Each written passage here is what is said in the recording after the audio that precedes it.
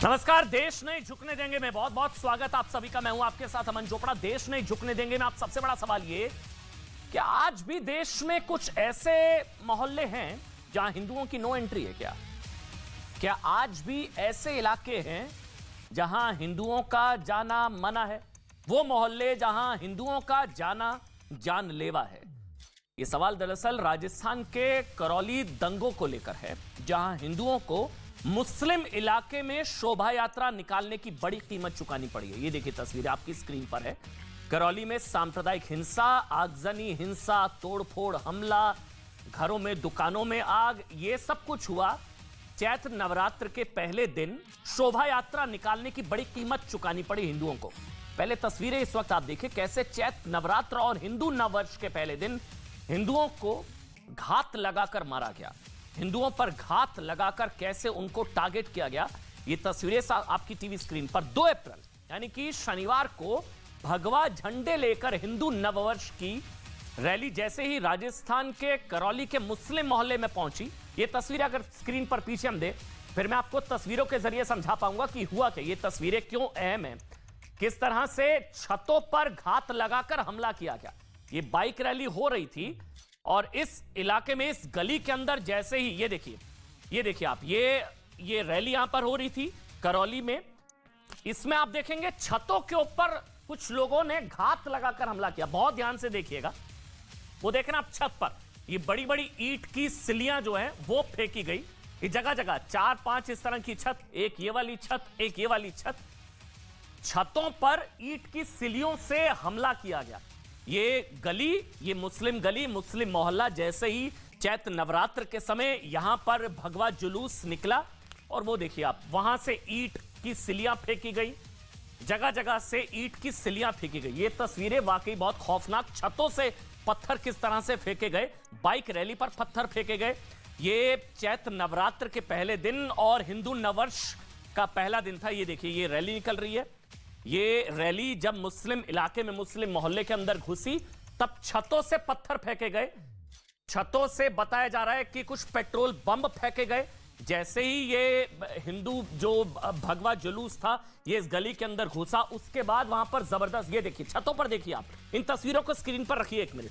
देखिए आप ध्यान से कैसे छतों पर लोग पहले से इकट्ठा थे और बड़ी बड़ी ईंट की सिलियां नीचे फेंकी गई। इन भगवाधारी, ये जितने भी लोग वहां पर पहुंचे थे, जो हिंदू नववर्ष और चैत्र नवरात्र के पहले दिन ये शोभा यात्रा निकाल रहे थे, लेकिन इस गली से गुजरना जानलेवा साबित हुआ।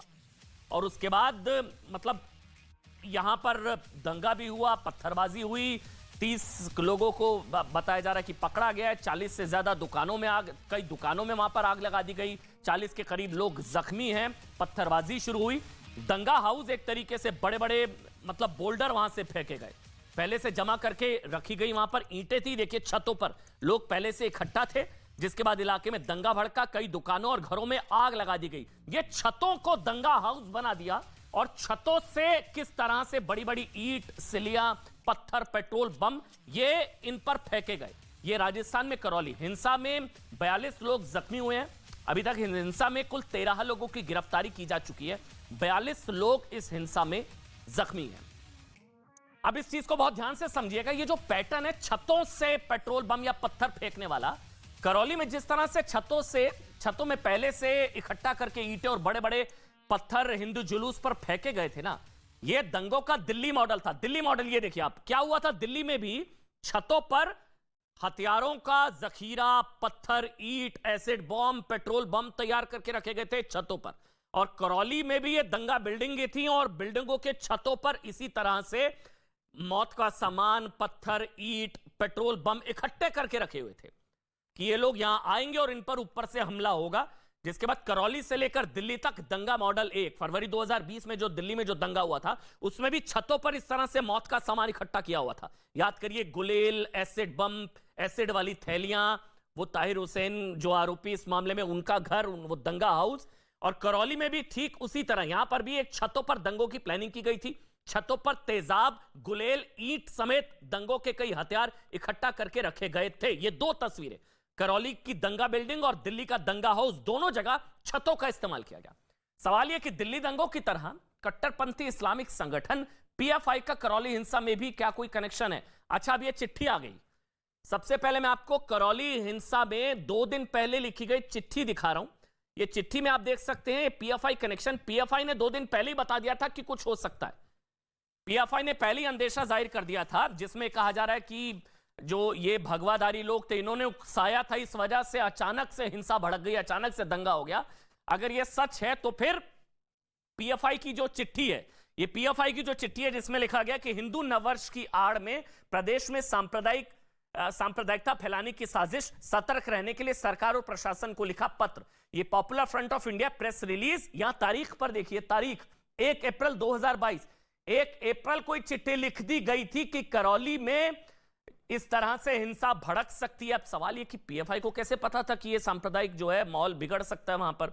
दिनांक 2 से 4 अप्रैल तक प्रदेश के विभिन्न जिलों, तहसील और कस्बों में आरएसएस और उसके संगठनों द्वारा हिंदू नववर्ष के मौके पर रैली आयोजित की जा रही है। माहौल, सांप्रदायिक सौहार्द बिगड़ सकती है, माहौल खराब हो सकता है और इस वजह से सावधानी बरती जाए। 1 तारीख को ही पता लग गया था पीएफआई को कि ये कुछ हो सकता है।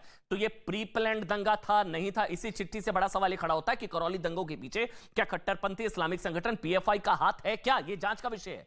ये चिट्ठी मुख्यमंत्री अशोक गहलोत और राजस्थान पुलिस को लिखी गई थी। सवाल यह कि पीएफआई ने दंगों से 2 दिन पहले हिंसा की बात क्यों की? पीएफआई को क्या पहले से पता था कि रैली में हिंसा हो सकती है? रैली में धार्मिक उन्माद और कानून व्यवस्था बिगड़ने की धमकी क्यों?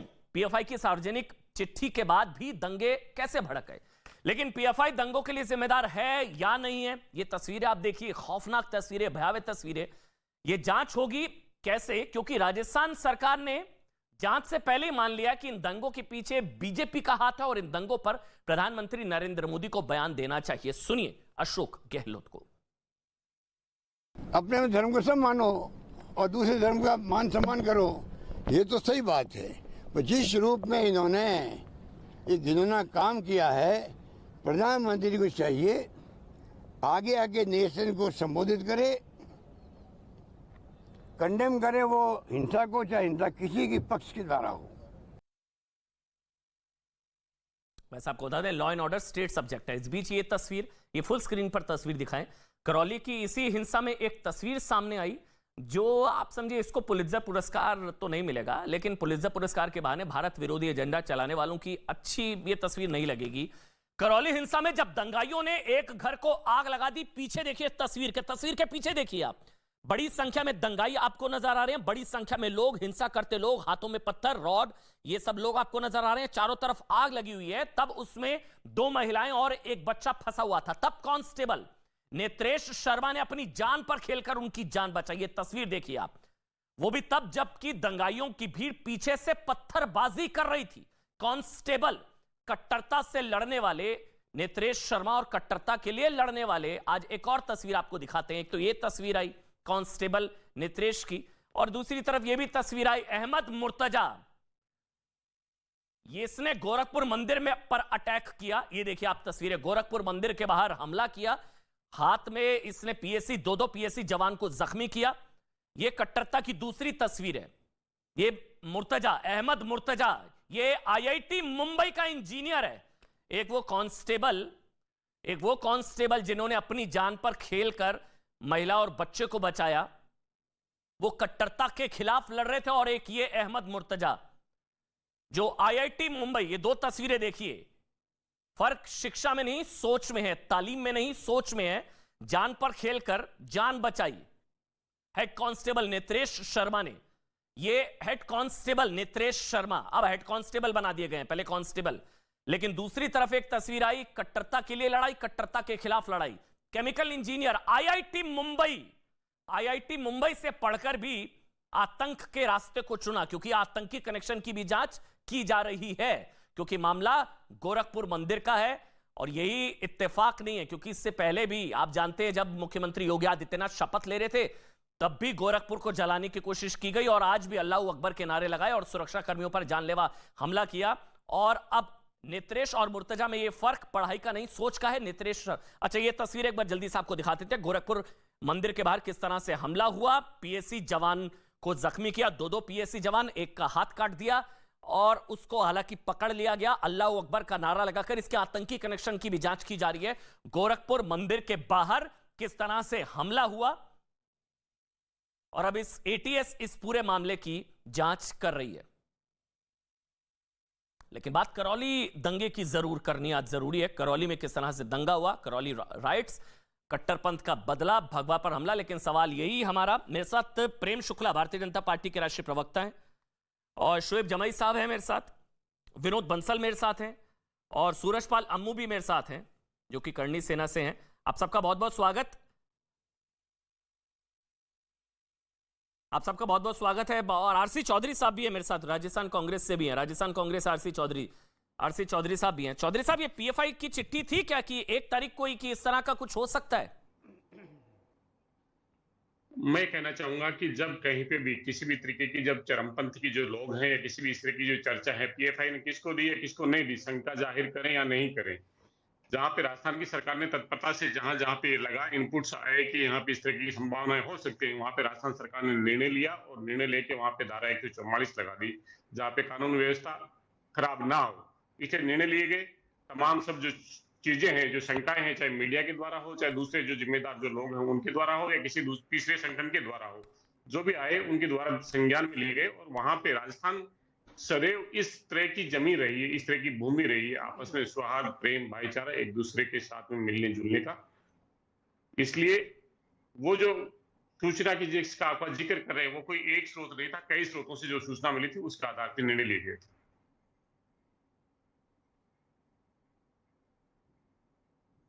अम्मू, पूरी तैयारी की गई थी। पहले विनोद बंसल आप बोल लीजिए, उसके बाद मैं अम्मू साहब आपके पास आऊंगा। बोलिए विनोद बंसल, क्या कहना चाह रहे हैं? अमन जी, ये कांग्रेस के प्रवक्ता से पूछिए कि आखिरकार ये जो चिट्ठी आई थी उसके बाद आपने कितनी मस्जिदों को, मदरसों को सैनिटाइज किया, और कितनी मस्जिदों, मदरसों के और मुस्लिम बस्तियों की छतों पर जाकर के देखा कि कहां पर पत्थर, बम और ये जो एटम जमा है।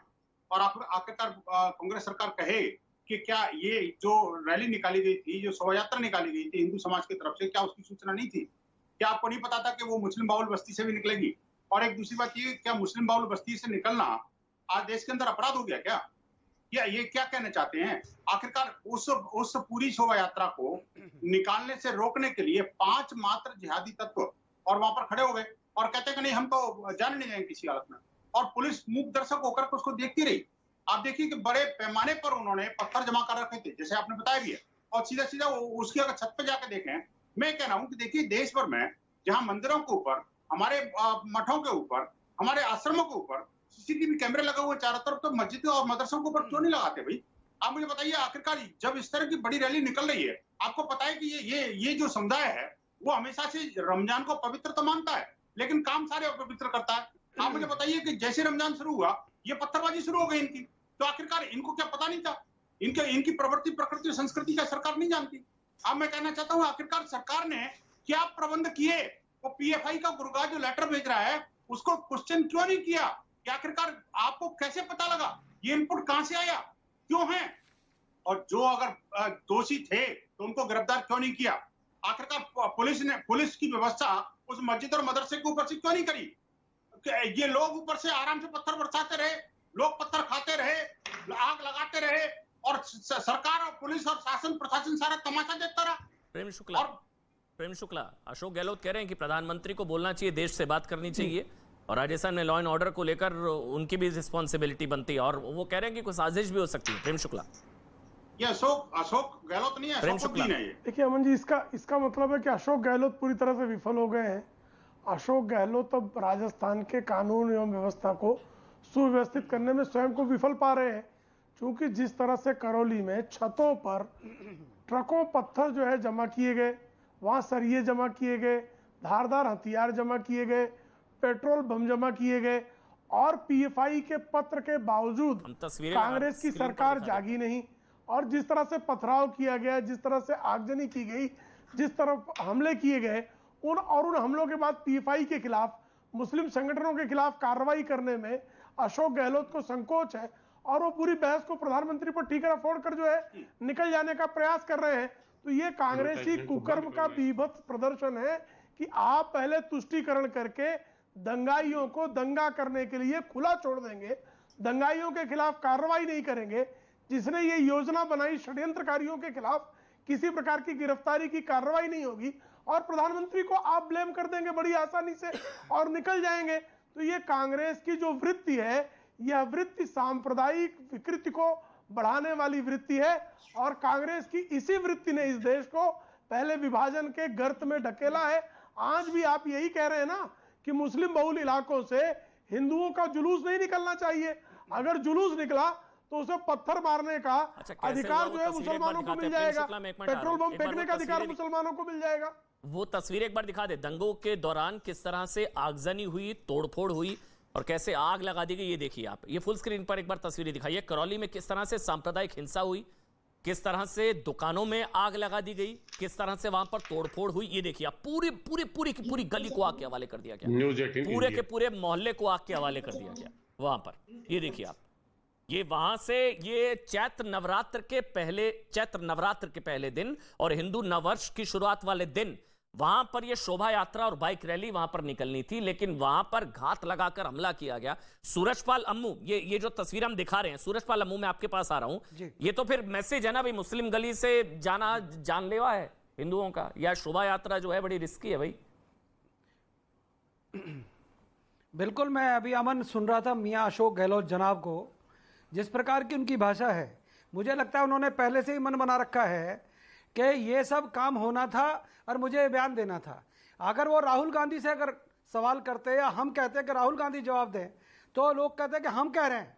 जिस प्रकार से हमला किया गया है, वो जोधपुरी पत्थर, जो लाल पत्थर होता है जोधपुरी, उसकी सिल्लियां फेंकी गई हैं अमन, और वहां पर जो 40 लोग घायल हुए, कितने मरे उसका तो प्रशासन बता नहीं रहा है। जिस प्रकार की हरकत की गई है ना, ये लोग हल्के में ले रहे हैं हमको। ये कह रहे मुस्लिम मोहल्ला उनके बाप का मोहल्ला है क्या? इनके बाप का मोहल्ला है क्या? वो प्रदेश हमारा है, देश हमारा है। जिस प्रकार की गुंडागर्दी हुई है, अगर हम लोग कर देते तो ये लोग हमारे को पूरे देश के अंदर नहीं पूरे विश्व में बदनाम करते। जो हरकत हुई है वो राजस्थान सरकार का फेलियर है। और मैं तो अशोक गहलोत से कह रहा हूं, इस्तीफा दो, अपने घर बैठ जाओ, या सोनिया गांधी के घर के बारे में बैठ जाओ। क्या हरकत है आपकी? आपने हिंदुओं के ऊपर, वो नटराज शर्मा को मैं देख रहा था, वो हिंदू बच्चों को, महिलाओं को निकाल रहा है। उसका सम्मान करो, उसके बारे में सोचो। वहां पर ऐसी कितनी महिलाओं को बचाने का काम किया गया होगा, कितने घर लूटे गए होंगे, उसका जवाब है सरकार के पास। हमें मालूम है, चाहे करौली हो, चाहे दौसा हो, चाहे अलवर हो, चाहे भरतपुर हो, वहां पर जिस प्रकार से वहां पर मैं माहौल क्षेत्रों को वहां पर राजस्थान सरकार प्रमोट कर रही है और हिंदुओं का दमन कर रही है। यह बड़ा गंभीर विषय बोल रहा हूं मैं अमन जी। वहां पर हिंदुओं के साथ अत्याचार हो रहा है, गांव के गांव खाली हो रहे हैं, और ये कांग्रेस की सरकार है। ये आपने एक बात कही, दिल्ली मॉडल, ये सचमुच ये दिल्ली मॉडल, ये करौली मॉडल के अंदर कोई फर्क नहीं है, क्योंकि वहां भी पत्थर फेंके गए थे और यहाँ पर सिल्लियां फेंकी गई है। हम लोग भगवा यात्रा ना करें, हम बाइक यात्रा ना करें, इनके बाप का देश है क्या?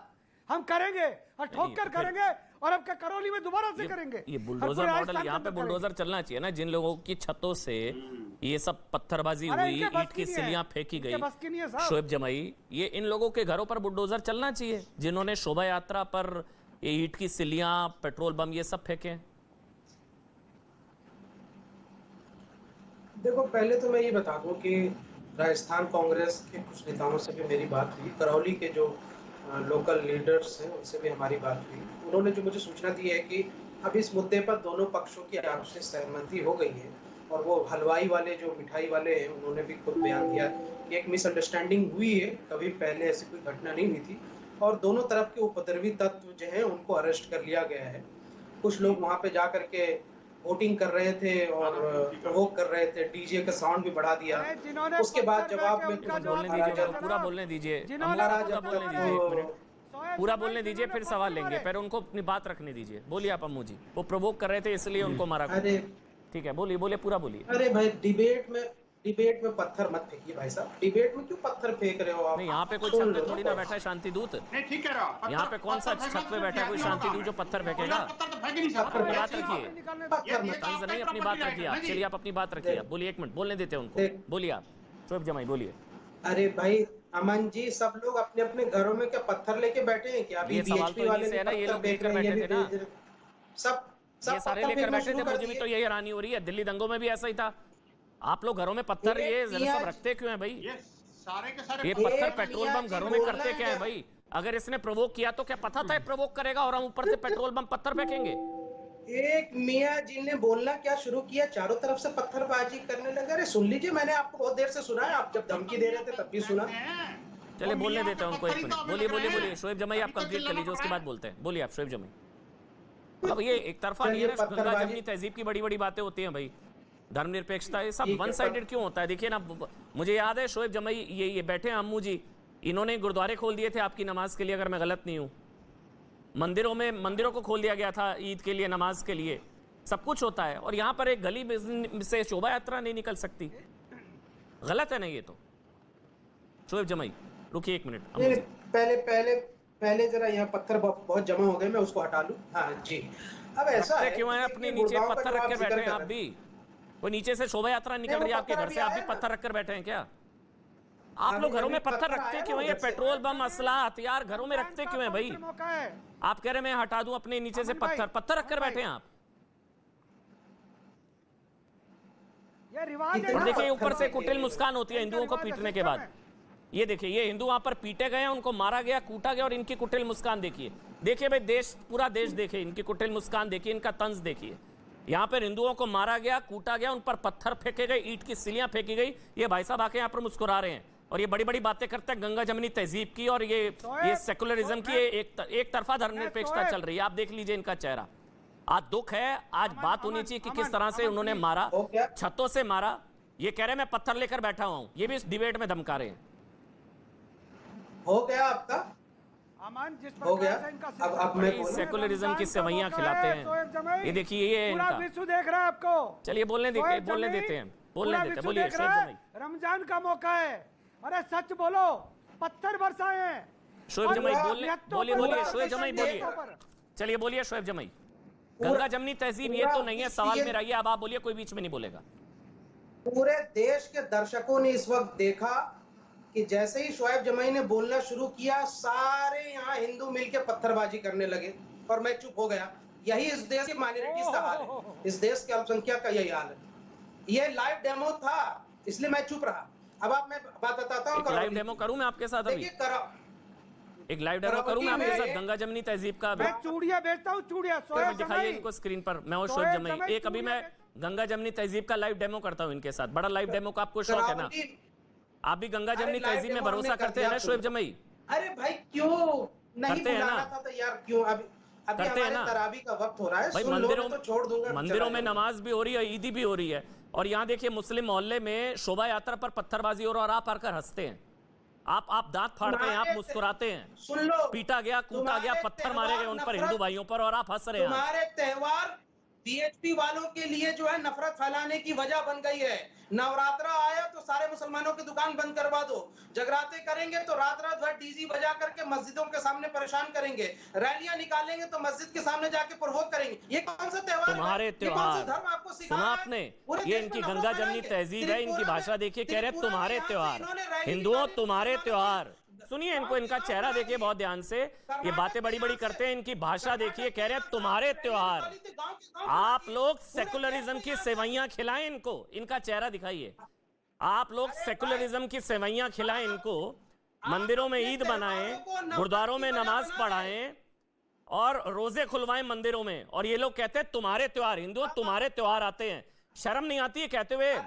बड़ी बड़ी बातें करते हैं गंगा जमनी तहजीब की। एक शब्द नहीं निकला कि गलत हुआ, एक शब्द नहीं निकला तुम्हारे मुंह से कि गलत हुआ। शोएब जमाई, गलत हुआ हिंदुओं के साथ जो उन पर पत्थर बरसाए गए, और आप मुझे कह रहे हैं मैं भी पत्थर लेकर बैठा हूं। धमकाते हैं क्या आप धमकाते हैं क्या हम लोगों को? आप हिंदुओं को धमकाते हैं क्या? पत्थर लेकर बैठा हूं मैं?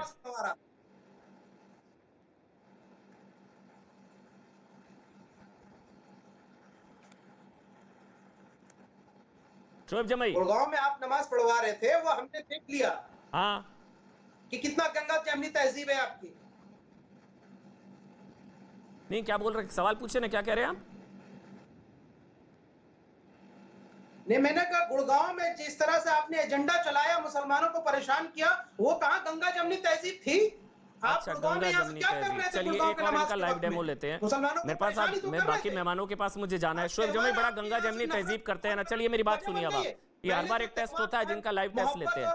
गंगा जमनी तहजीब ना, मैं हिंदू हूँ, चलिए मैं हिंदू हूँ, मैं हिंदू हूँ ना शोएब जमाई, मैं हिंदू हूँ, मैं बोलता हूँ अल्लाह अकबर ला इलाहा इल्लल्लाह मोहम्मद रसूलुल्लाह, मैं बोलता हूँ, आप बोलिए हर हर महादेव, बोलिए। मैं बोलता हूँ अल्लाह अकबर, आप बोलिए जयकारा वीर बजरंगी हर हर महादेव। हिम्मत है बोलने की? बोलिए आप। एकम ब्रह्म द्वितीय किंचित नास्ति, बोलिए जयकारा वीर बजरंगी हर हर महादेव, बोलिए जयकारा वीर बजरंगी हर हर महादेव, धर्म है। बोलिए ना, बोलिए जयकारा वीर बजरंगी हर हर महादेव, बोलिए जय श्री। छोड़िए ना शोएब जमाई, घरों में पत्थर रखते हैं, यहाँ पर आकर दांत फाड़ते हैं, हिंदुओं को गली में मारा जा रहा है और आप हंसते हैं। चलिए ठीक है, हो गया। अम्मू साहब आप बोल लीजिए, मुझे ब्रेक पर जाना है। अम्मू साहब आप बोल लीजिए, मुझे ब्रेक पर जाना है। अम्मू साहब मैं सिर्फ ये कहना चाहता हूं, ये शोएब जमाई नाम का एक आतंकी आप हर बार चैनल पर बिठाते हो साहब, ये नमूना आप बिठा के रखते हो। आप इनके साथ बैठ के कर रहे थे गुड़गांव में नमाज वाले मुद्दे पर, मुझे ज्ञान दे रहे हैं सर। अम्मू साहब आप इनके साथ बैठ के कर रहे थे? नहीं, हमने नहीं किया ना ना ना। अरे इनके साथ को बैठने की बात कर रहे हैं, हम तो इनको घर में घुसने ना दे।